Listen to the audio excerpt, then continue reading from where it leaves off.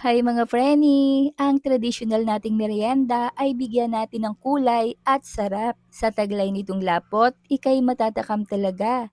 And I'm Pani from Pani's Cookery. Isa lang ang kasirola at lagyan natin ng 1 liter of water. Buksan natin ang init on medium. Bring to a boil. At kapag kumukulo na ihulog natin dito ang sago or tapioca. Haluin at lutuin ng 5 minuto. Stirring constantly. At para sa kompletong listahan ng mga sangkap ay panoorin ang video hanggang dulo. Turn off the heat at ganito itsura niya. I-cover natin and let's soak in hot water for 10 minutes. Ito ay variety ng purple yam at white yung color niya sa loob mga preni. Ikat natin into cubes and set aside. 10 minutes later, ito ay luto na mga preni at malambot na din. Strain natin, tas banlawan natin ng running water at i-drain. Set aside. At ito yung gagamitin natin ha. Ilagay ang glutinous rice flour dito sa bowl. Ito ay 2 cups mga preni. And 1 cup of water. Gradually add habang hinahalo at haluin nating mabuti until makagawa tayo ng dough. Dapat ganitong consistency mga preni ha. Hindi masyadong matigas. Hatiin natin sa 4 na parte kung nais naman natin ay may flavor or color. Mas maganda kasi kapag colorful para mas nakakatakam tingnan. Ikaw na ang bahalang mamili sa flavor na nais.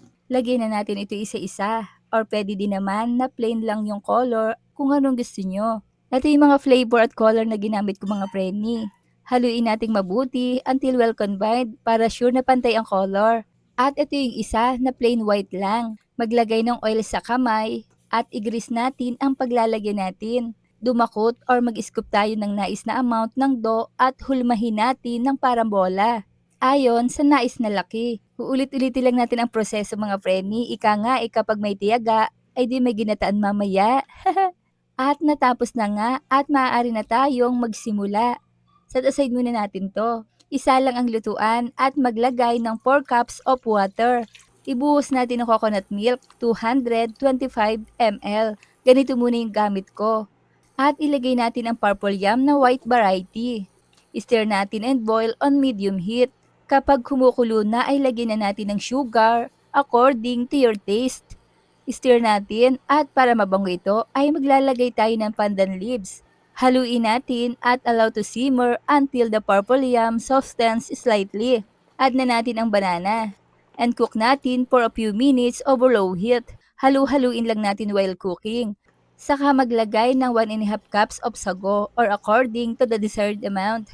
Ang dami pang natira mga preni, ito ay tatabi ko muna for another recipe. At i-cook natin for 2 minutes.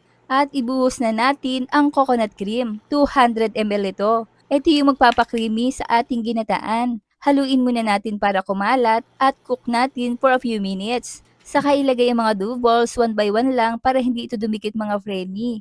Stir natin and cook for a few minutes over low heat lang ha para hindi masunog. Then season natin with salt to balance the taste. Stir to distribute. At mag-add na tayo ng slurry kung nais nyo ay malapot pa. Ito ay combination ng glutinous rice flour and water. And make sure na ang dough natin ay naluto ng husto. Ayan, luto na ang ating ginataang halo-halo. Turn off the heat. At kung nakaabot kayo sa punto ng bidyong ito, ay mga tagasa naman kaya ang nakapanood ng video kong ito. Shout out po sa inyo at maraming salamat! Transfer na natin sa isang serving bowl. Alam nyo ba mga preni na yung ganitong klase ng merienda ay patok na patok ito sa mga tindahan? Dahil minsan, ito yung ginagawa ng iba na comfort food nila. Dahil talaga namang nakakabusog. At nag-crave na ba kayo mga preni? Tara, sandok na tayo! Ayan! Ay, ang sarap ha! I-try nyo na din. At sana ay nakatulong ang reseping ibinahagi ko today. Try na! Kaya kung hindi pa kayo nakapollow sa aking page, ay i-follow nyo na ako para updated kayo sa mga reseping ibabahagi ko pa. Huwag kalimutan, cook with love. Thanks for watching. Bye-bye!